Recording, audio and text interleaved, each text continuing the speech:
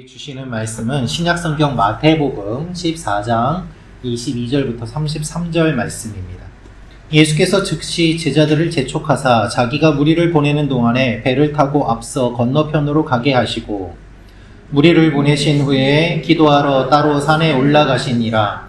저물매 거기 혼자 계시더니 배가 이미 육지에서 수울이나 떠나 바람이 거스름으로 물결로 말미암아 고난을 당하더라. 밤 사경에 예수께서 바다 위로 건너서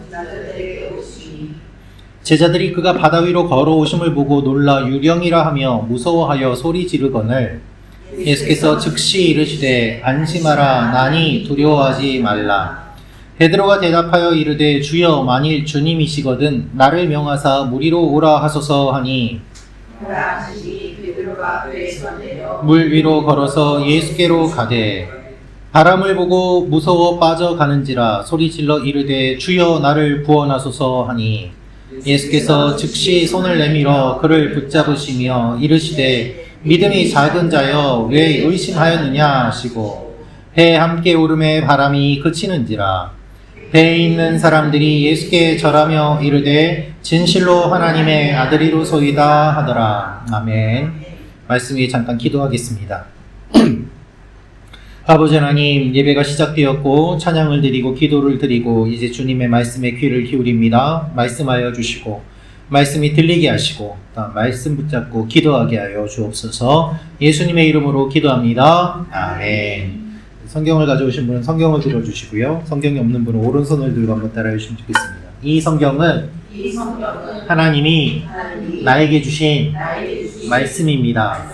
하나님의 말씀은 능력이 있습니다. 하나님의 말씀은 나를 변화시킵니다. 나는 이 말씀을 믿습니다. 아멘. 여러분의 고백대로 될 줄로 믿습니다. 오늘은 물 위를 걸은 사람이라는 제목으로 말씀 선포하도록 하겠습니다. 오늘은 베드로 시리즈 설교 두 번째 시간인데요. 오늘 말씀은 베드로가 물 위를 걸은 이야기입니다. 여러분, 베드로는 인류의 최초이자 어떻게 보면 최후로 물 위를 걸은 사람입니다. 그렇죠? 예수님은 제외하고 사람으로서 물 위를 걸은 사람은 베드로가 유일하죠. 우리가 이 말씀을 잘 알고 있습니다만은 이 말씀이 어떤 배경에서 이루어졌고 주님은 오늘 무엇을 말씀하기를 원하실까요? 그것을 알기 위해서는 먼저 오늘 말씀이 어떠한 배경에서 이루어졌는지를 살펴볼 필요가 있습니다. 오늘 우리가 읽은 말씀 앞에 어떤 일이 있었는가 하면 예수님께서 오병이어 기적을 보여주셨습니다. 많은 사람들에게 먹을 것을 주셨고 또한 주님이 사람들의 필요를 채워주셨습니다. 그러자 많은 사람들이 예수님을 따르기 시작했습니다. 저 예수님 따라가면 먹을 것을 얻을 수 있구나. 우리가 굶지 않겠구나. 그래서 예수님을 왕으로 모시려고 하고 따르는 사람들이 많이 몰려오자 예수님은 사람들을 피해서 산으로 올라가십니다. 기도하러 올라가셨다라고 되어 있습니다. 그리고서 예수님은 기도하러 가시고 제자들은 배를 타고 건너가도록 주님이 명령을 하십니다. 예수님은 산으로, 제자들은 바다로 가게 된 것이었죠. 산은 모세와 엘리야가 기도했던 상징의 장소입니다. 기도의 장소고 하나님을 만나는 곳입니다. 주님이 거기에서 기도하시는 동안에 제자들은 배를 타고 이동을 하게 되는데 그것이 22절, 23절 말씀이거든요. 여기에서 문제가 생깁니다. 제자들이 배를 타고 가는데 이 배가 도저히 앞으로 나아가지 않는 것입니다. 파도가 일고 또한 어려움을 겪게 되었습니다. 이 갈릴리 바다가요, 지형적으로 매우 독특한 곳인데 주변에 산과 계곡이 막 있기 때문에 급격한 온도와 기압의 변화로 돌풍이 일 때가 참 많이 있습니다. 그래서 아무리 숙련된 어부라고 하더라도 그 돌풍을 이겨내지 못하는 경우들이 많이 있었습니다. 이 갈릴리 호수, 갈릴리 바다라고도 하는데 제가 직접 가본 적이 있는데요. 정말 넓어서 호수라고 보기에는 너무 넓을 정도로 그래서 바다라고 사람들이 부르는 그러한 곳이기도 하였죠.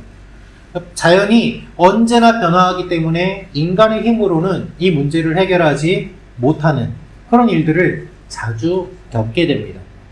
그런데 이들이 이제 밤에 배를 타고 이곳을 건너가게 되는데 검은 밤, 물도 검습니다. 그 바다를 지나가는데 물이 사람을 삼키는 이 상황 속에서 이들은 두려움에 처할 수밖에 없었습니다. 여러분, 유대인들은요, 이 바다를 혼돈과 악의 상징으로 여겼습니다. 물이 검고 또 깊은 물이면 그 속에 무엇이 있는지 제대로 알기가 어려웠기 때문에 깊은 물은 혼돈이고 그리고 악이 거기에서 나온다라고 생각을 했습니다. 그래서 요한계시록 말씀을 보면은 어떠한 내용이 나오는가 하면 새하늘과 새 땅이 오게 될 때에는 바다가 없다고 되어 있어요. 21장 1절 말씀 같이 읽겠습니다. 시작. 또 내가 새하늘과 새 땅을 보니 처음 하늘과 처음 땅이 없어졌고 바다도 다시 있지 않더라. 아멘. 왜 바다가 다시 있지 않은가? 악의 세력이 다 사라졌기 때문이에요. 그래서 새하늘과 새 땅은 있는데 새 바다는 없어요. 그것이 유대인들이 가지고 있는 개념이었던 것이죠. 여러분, 이상해요. 예수님이 제자들을 건너가라고 먼저 보내셨는데 주님의 말씀대로 건너가는데 풍랑을 만나게 됩니다. 왜 주님 말씀대로 하는데 어려움이 올까요? 그것이 우리 인생이에요. 주님이 시키는 대로 했으면 평안해야 되지 않겠습니까? 형통해야 되지 않겠습니까? 근데 주님이 기도하러 가시고 제자들 보고 건너가라고 하셨는데 건너가는 도중에 파도가 일고 바람이 불었던 것입니다. 바람이 부니까 죽을 것 같습니다. 어떻게 해야 될까요? 주님 말씀대로 건너가는데 왜 바람이 불었을까요? 그 답을 오늘 하나님께서는 베드로를 통해서 알려주십니다.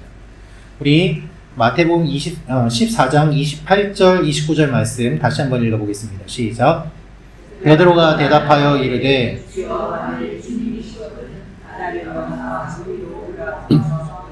오라 하시되 베드로가 배에서 내려 물 위로 걸어서 예수께로 가되. 아멘. 유령인가 주님인가? 제자들은 매우 혼란스러웠습니다. 25절 말씀을 보면은 밤사경이라고 되어 있는데요. 밤사경이라는 말은 우리가 아는 시간으로 치면은 새벽 한 3시부터 6시 정도 됩니다. 이것을 보면 제자들이 밤새도록 노를 저어서 갔지만은 건너지 못하고 어려움 가운데 있는 것을 알게 됩니다. 죽을 것 같습니다. 자신의 힘으로는 아무리 노력해도 나아가지가 않습니다. 이 어두운 밤, 두려움의 밤, 깊은 밤, 예수님이 바다 위를 걸어서 제자들에게 오세요. 이미 예수님은 기도를 다 마치시고 제자들이 있는 바다, 그 물 위를 주님이 걸어오시는 것이죠. 근데 여러분이 제자의 입장에서 한번 생각해 보십시오. 잘 보이지도 않는 밤에 막 바람이 불고 파도가 심하게 이는 그 가운데서 뭔가 저쪽에서 형체가 보이기 시작을 하는데 사람처럼 보이는 거예요. 상식적으로는 이해가 되지 않는 상황인 것이죠. 그러니 예수님이라고는 전혀 생각하지 못하고 이들은 유령이라고 생각할 수밖에 없었던 것입니다. 모든 제자들이 다 놀래고 있는데 예수님 말씀하세요. 안심하다, 나니 두려워 말라 라고 말이죠. 여러분, 이 말씀 어디서 들어본 것 같지 않습니까? 마태복음 8장에도 이 말씀이 나옵니다. 우리 마태복음 8장 26절 말씀 같이 읽겠습니다. 시작. 어찌하여 무서워하느냐? 믿음이 작은 자들아 하시고 곧 일어나사 바람과 바다를 꾸짖으시니 아주 잠잠하게 되거늘. 아멘. 마태복음 8장은 예수님이 배에서 주무시다가 제자들이 주님을 막 깨웁니다. 주님, 저희가 죽겠습니다. 살려주십시오. 그때 예수님이 하신 말씀이에요. 그런데 14장에 또 비슷한 사건이 일어났는데 또 제자들은 두려워합니다. 무서워합니다. 이번에는 바람과 파도를 무서워하는 것이 아니라 주님을 보고 무서워해요. 와, 유령인가 보다. 주님이라고는 생각지도 못하고 오히려 예수님을 보고 무서워하는 것입니다. 여러분, 우리는요 언제나 두려워합니다. 비슷한 일이 반복해서 일어나고 그때마다 또 비슷한 반응을 보여요. 우리의 삶에 이런 일이 얼마나 많이 있습니까? 한 번 겪었으면 익숙해질 만도 한데 그렇지 않습니다. 똑같은 반응이 또 그대로 나옵니다. 이미 예수님을 경험했는데 예수님을 또 두려워하고 또 파도를 두려워하고 또 상황과 환경을 두려워합니다. 그것이 제자들의 모습이었던 것이죠. 그런데 오늘 말씀은 마태복음 8장과는 조금 달리 조금 발전된 모습이 나오는데 그 사람이 등장하는데 그 사람이 누군가 하면 바로 베드로인 것이죠. 우리 베드로가 독특한 반응을 보이는데요. 마태복음 14장 28절 말씀을 우리 새한글 성경으로 한번 읽어보겠습니다. 시작. 베드로가 예수님께 대답했다. 물 위를 지나 주님께로 오라고요. 아멘. 우리 대한성서공회가 최근에 번역한 새한글 성경에는 이렇게 번역이 되어 있습니다. 주님이 맞으시면 저에게 명령해 주세요. 물 위를 지나 주님께로 오라고요. 여러분, 우리가 믿는 믿음은요, 우리 마음대로 만들어내서 믿는 믿음이 아니에요. 구체적인 대상이 있습니다. 그런데 다른 제자들은 예수님을 보고 유령인가 보다 하고 두려워하거든요. 그 마음에 유령이라고 대상을 만들어낸 거예요. 주님을 보면서도 주님인 줄 모르고 유령이라고 마음으로 만들어냈습니다. 왜 그랬을까? 당시의 유대인들은요, 익사한 사람들의 영혼이 바다 위를 떠돈다고 생각을 했어요. 거기에 그 밤에 바다를 지나고 있는 가운데 사람의 형체가 보이니까 이와 같은 민간에서 전해지고 있는 미신과도 같은 그와 같은 생각들이 사람들에게 자리 잡고 있었기 때문에 유령이다라고 생각할 수밖에 없었던 것이죠. 그런데 여기에서 베드로는 그렇게 생각하지 않습니다. 주님이 맞으시면 저에게 명령해 주세요 라면서 확인을 해요. 다른 제자들은 유령이다 하고 두려워 떠는 것으로 그치는데 베드로는 확인하려고 합니다. 주님이시라면 말씀해 주십시오. 저에게 명령해 주십시오 라는 것입니다. 사람들의 생각과 선입견이 아니라 내가 확인해 봐야 되겠다는 거예요. 그래서 주님께 명령을 부탁합니다. 여러분, 믿음은요, 명령에 대한 구체적인 응답이에요. 주님을 확인하고 싶은 베드로의 마음이 오늘 나옵니다. 사랑하는 성도 여러분, 유령을 믿지 마십시오. 주님을 믿으시기를 축원합니다. 많은 사람들이 자기가 원하는 대로 만들어서 이것을 주님이다라고 믿어요. 성경에 없는 하나님을 만들어요. 내가 원하는 하나님을 만들어요. 그런 분들이 성경을 읽다 보면 놀래요. 왜요? 내가 아는 하나님과 다르거든요. 그럼 어떤 반응을 보이는가? 성경을 안 읽거나 내가 만들어낸 그 하나님을 계속 붙잡거나 하는 일들이 일어납니다. 베드로가 주님이면 무리로 오라고 명령해 주십시오 라고 말을 합니다. 이 말이 무슨 뜻인지 베드로는 모르지만 어쨌든 주님이면 저를 불러주십시오. 이 요청을 하니까 베드로는 무리를 걸을 수 있었던 거예요. 다른 제자들은 아무 말도 안 하는데 베드로가 이 요청을 하니까 걸을 수 있었던 것이죠. 그래서 무리를 걸은 유일한 사람이 됩니다. 여러분, 주님께 요청하시기를 축원합니다. 무리한 요청인 것 같아도 그렇게 요청을 하면 주님이 반응을 해주세요. 성경을 보면은 물 위를 밟는 것은 하나님의 고유한 특권이고 행위였습니다. 우리 욥기 9장 8절 말씀 같이 읽겠습니다. 시작. 그가 홀로 하늘을 펴시며 바다 물결을 밟으시며. 하나님만이 물결을 밟고 물을 다스린다고 사람들이 생각을 하였어요. 그런데 예수님이 무리를 걸어오신 것은 그럼 뭘 뜻합니까? 예수님이 하나님이라는 걸 보여주는 거예요. 베드로가 그 주님을 보고서 저도 오라고 명령해 주십시오 하니까 예수님이 오라 하시고 베드로가 무리를 걷지 않습니까? 이것은 주님의 이 신성에 베드로가 참여할 수 있도록 주님이 이끌어 주신 것이죠. 그런데 베드로는 이런 의미는 다 모르고요. 그냥 주님 가까이 가고 싶은 그 마음 하나예요. 주님인지 확인하고 싶고 보고 싶고 주님을 알고 싶어요. 그런 마음으로 요청을 하니까 구약의 어떤 선지자도 하지 못한 그 일, 무리를 걷는 일을 하게 되었던 거죠. 자기도 모르는 새 놀라운 일을 경험하게 된 것입니다. 할렐루야. 여러분, 물에 빠지지 않아요. 물에 발을 내디디니까 빠지지 않아요. 걸을 수 있게 됐어요. 평생 어부로 살았는데 한 번도 경험하지 못한 일을 주님을 그 밤에 부를 때 경험하게 되었던 것이죠. 사랑하는 성도 여러분, 깊은 어둠 속에 죽을 것 같은 상황 속에 주님을 부르시기를 축원합니다. 그러면 우리가 생각지 못한 일들이 일어나고 내가 부르짖는 것이 무슨 의미인지도 모른 채 부르짖어도 그 의미를 주님은 아시기 때문에 그 일들을 이루어 주시는 줄로 믿습니다. 내가 생각하지 못한 더 깊은 의미를 주님은 다 아시고 이끌어 가시는 거예요. 그래서 주님께 가는 것이죠. 여러분의 삶 속에도 이런 일들이 일어날 줄로 믿습니다. 그러면 이 베드로는 계속 무리를 걸었을까요? 아니죠. 물에 빠지는 것을 우리는 잘 알게 됩니다. 우리 30절, 31절 말씀 같이 읽겠습니다. 시작.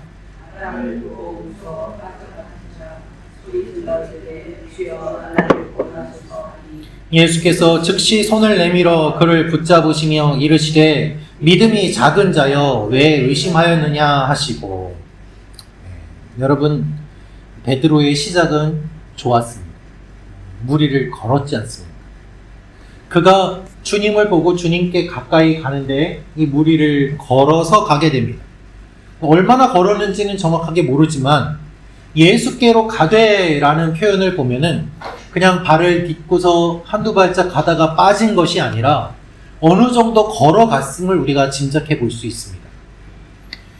그런데 그가 가는 가운데 주님을 보고 갈 때에는 무리를 걸었는데 30절을 보면은 바람을 보고 무서워 빠졌다고 되어 있습니다. 본문을 보면은 빠져가는지라라고 되어 있어요. 한 번에 텀벙 빠진 것이 아니라 물에 잠겨 들어갔다는 뜻이 원어에 담겨 있습니다. 물속으로 점점 가라앉는 거예요. 그래서 주님께 외칩니다. 주님, 나를 구원해 주십시오. 그러니까 물속으로 가라앉는 베드로를 예수님이 손을 내밀어 붙잡아 주신 것이죠. 그래서 베드로가 건짐을 받게 됩니다. 여러분, 믿음과 두려움은요, 공존할 수 있습니다. 우리가 믿지만 두려워할 수 있어요. 문제는 우리가 주목하는 대상에 있습니다. 여러분, 우리가 수술을 받을 때 한번 생각해 보십시오. 수술 받을 때 수술 잘 될 거 믿지요. 의사 선생님이 못 믿으면 어떻게 수술을 받겠습니까? 그런데 그렇게 믿지만 두려운 것 또한 사실입니다. 잘 될까? 믿음과 두려움이 공존할 수 있어요. 우리가 하나님 믿으면서도 두려워할 수 있습니다. 두려워하는 것이 믿음 없는 표시가 아니에요. 주님을 믿지만 내 마음에 두려움이 찾아올 수 있다고요. 그렇지만 문제는 무엇인가 하면 우리가 주목하는 대상입니다. 두려움은 찾아올 수 있지만 주님을 계속 바라보면은 이 두려움을 이기고 갈 수 있어요. 그런데 두려움 가운데서 두려움을 바라보면 그냥 빠지는 거예요. 우리의 신앙은 무리를 걷는 것과 같은 삶입니다. 두려워서 다른 것을 보면은 더 불안하고 더 두려워요. 주님을 볼 때는 물을 걸었지만 바람을 보니까 물에 빠져요. 근데 여러분, 오늘 말씀을 보면은요, 표현이 너무 놀랍습니다. 베드로가 뭘 보고 빠졌어요? 오늘 말씀에 뭐라고 기록되어 있습니까? 바람을 보고 무서워 빠져가는지라라고 되어 있습니다. 바람을 보고. 30절에 바람을 보고 무서워 빠져가는지라 라고 되어 있거든요. 여러분, 바람이 눈에 보입니까? 바람은 안 보이죠. 그런데 바람을 보고 무서워 빠져가는지라 라고 되어 있어요. 지금 이 상황을 한번 생각해 보십시오, 여러분. 주님이 눈에 보입니다. 눈에 보이는 주님을 보면서 걸어가니까 무리를 걸어갈 수 있어요. 불가능한 일이 가능해져요. 그런데 주님이 아니라 보이지 않는 바람을 보니까 무리를 걷던 일을 못하고 빠지게 됩니다. 여러분, 우리가 왜 무리를 못 걸을까요? 보이지 않는 것, 잡히지 않는 것을 보고 잡으려고 하기 때문에 그렇습니다. 그걸 두려워하기 때문에 그래요. 바람을 보고 무서워하여. 바람은 눈에 안 보이죠. 그럼 뭘 봤을까요? 바람 때문에 흔들리는 물 같은 거를 보지 않았겠습니까? 눈에 안 보이는 바람은 잘 보면서 빠져요. 그런데 눈에 보이는 주님은 안 봐요. 성경은 바람을 보고 무서워했다고 의도적으로 기록하고 있습니다. 물 보고 무서워하였더라 이렇게 안 돼 있어요. 우리는 보이지 않는 것을 만들어서 봐요. 바람과 같은 거, 잡지 못한 걸 잡으려고 그걸 만들어서 보면서 두려워하는 거예요. 내 마음속에 이미 선명한 그림이 있어요. 하나님 말씀대로 하면은 손해볼 텐데. 이미 내 마음에 그림이 다 그려져 있어요. 이 길로 가면 죽을지도 몰라. 이미 내 마음에 그림이 다 그려져 있어요. 선교사로 헌신하면은 가난하게 살고 굶어 죽을 것 같아. 이미 내 마음에 그림이 다 그려져 있어요. 저기 아프리카 같은 데 가면, 어려운 데 가면, 전도하러 가면, 선교하러 가면, 복음 전도자가 되면, 주님의 일을 하면 힘들 텐데 이미 내 마음에 그림이 다 그려져 있어요. 보이지 않는 것을 내 마음에 그려놓고 그것을 붙잡고 선명하게 그것을 매일 마음속에 품으니까 어떻게 돼요? 물에 빠지죠. 못 걸어요. 나가질 못해요. 아무것도 하지 못하고 허우적대는 인생이 되는 거예요. 많은 사람들이 그렇게 살지 않습니까? 내가 자꾸 피곤한 거 보니까 난 큰 병인 것 같아. 100세 시대라는데 돈을 얼마나 모아놔야지 좀 평안하게 살까? 내가 가지고 있는 걸 보니까 나는 앞으로 못 살 것 같아. 난 앞으로 비참한 삶이 될 거야. 우리 애가 공부를 잘 못하는 걸 보니까는 얘는 커서 아무것도 못할 것 같아. 어떻게 먹고 살지? 인생에서 좋은 일이 없을 것 같아. 얘는 이미 틀렸어. 미리 그림을요 얼마나 잘 그리는지 몰라요. 가만히 앉아서 우리가 하는 일이 그림 그리는 거예요. 안 보이는 거 매일 그림 그리면서 바람을 보면서 빠져가는지라 우리의 마음이 점점 깊이 빠져들면서 헤어나오지 못합니다. 여러분, 저도 그럴 때가 참 많이 있습니다. 봐야 될 것은 안 보이고 보지 말아야 될 것과 눈에 안 보이는 것들은 얼마나 잘 보이는지 모릅니다. 그 베드로는 어떻게 할까요? 주여 구원해 주소서 하니까 주님이 손을 내밀어서 꺼내주시잖아요.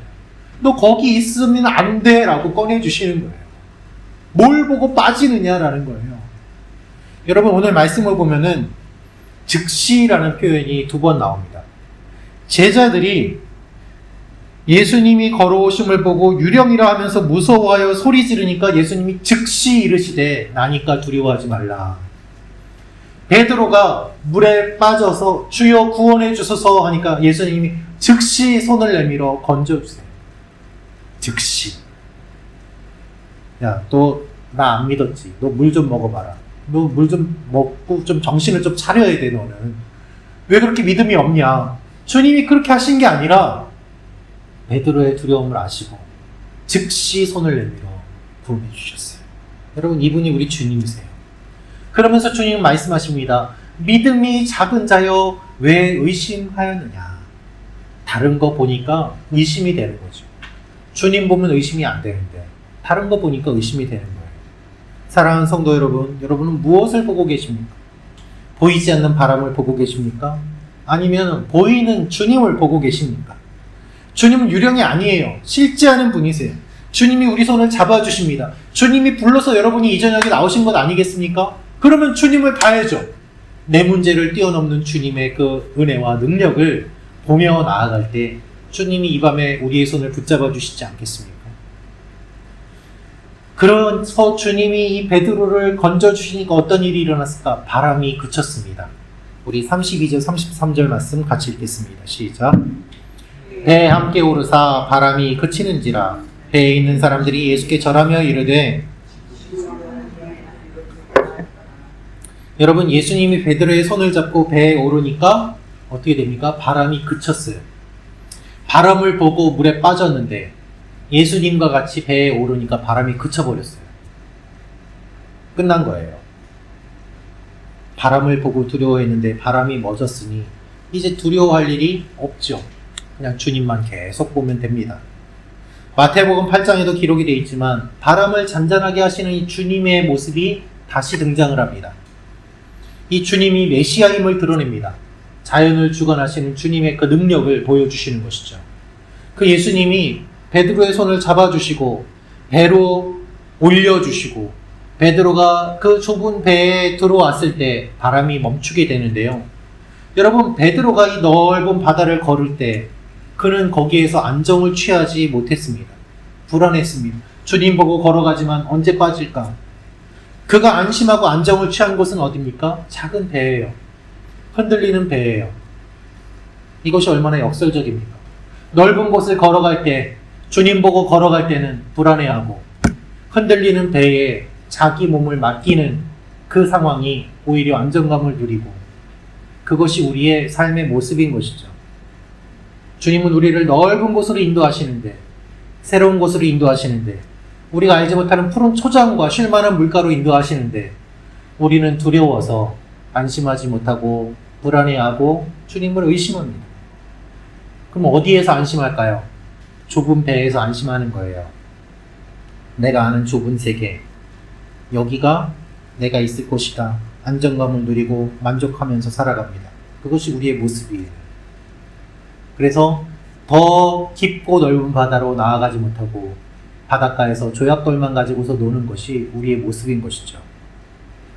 노숙자분들에게 쉼터와 또 먹을 거 제공하는 그런 사역들을 잠깐 했었는데, 그런 것들을 하다 보면은 이 노숙자분들이요, 불편하다고 안 가려고 하세요.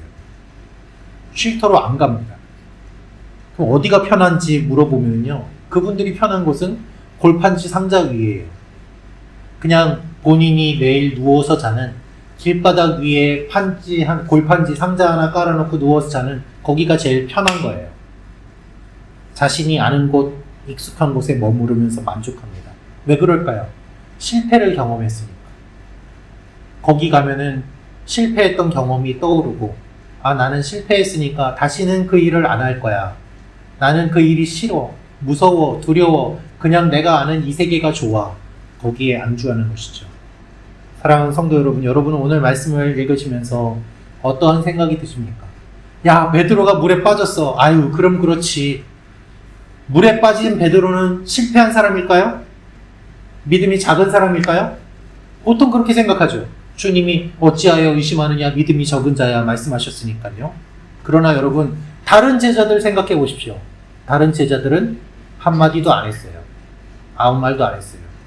주님은 아예 다른 제자들하고는 말도 안 하세요. 그냥 끝난 거예요. 그나마 베드로는 믿음이 적기라도 하지요. 다른 제자들은 그런 얘기도 못 듣잖아요. 베드로는 주님 제게 명하십시오 라면서 물을 걷기라도 했죠. 다른 제자들은 그냥 배에 있었잖아요. 그럼 누가 더 나은 사람입니까? 베드로지요. 물에 빠졌지만 베드로가 더 나은, 제자들보다 더 나은 모습 아니겠습니까? 베드로는 어린아이가 걸음마를 걷듯이 그렇게 걸었어요. 그래서 이 모든 것들이 쌓여서 베드로가 된 것입니다. 여러분, 바람이 그쳤습니다. 배에 있는 사람들이 예수님을 경배했다. 절하며 이르되 진실로 하나님의 아들이로소이다 라고 고백을 했습니다. 신에게 경배하는 경배의 모습을 표현하는 단어를 사용했어요. 믿음이 적은 베드로와 다른 제자들은 주님을 경배합니다. 주님은 고생하는 제자들을 찾아오셨고 위로해 주셨고 주님이 주님 되심을 보여주셨습니다. 그래서 우리 가운데 높임 받기를 원하십니다. 오늘 말씀의 결론을 보면요, 여러분, 주님의 부르심에 담대하게 응답하시기를 바랍니다. 두려움을 뚫고 주님을 보십시오. 주님을 보면 물 위를 걷는 것과 같은 삶을 살아갑니다. 이상해요.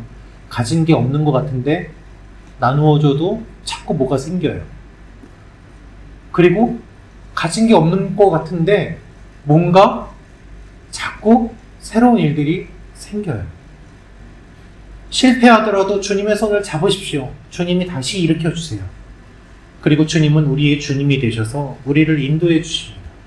우리가 생각하는 것이 전부가 아니라 나의 삶, 우리 자녀의 삶, 내가 계획하고 내가 생각하는 것 그 이상으로 이끌어 주실 그 주님을 기대하며 무리를 걷는 여러분과 제가 되기를 주님의 이름으로 축원합니다. 같이 기도하겠습니다.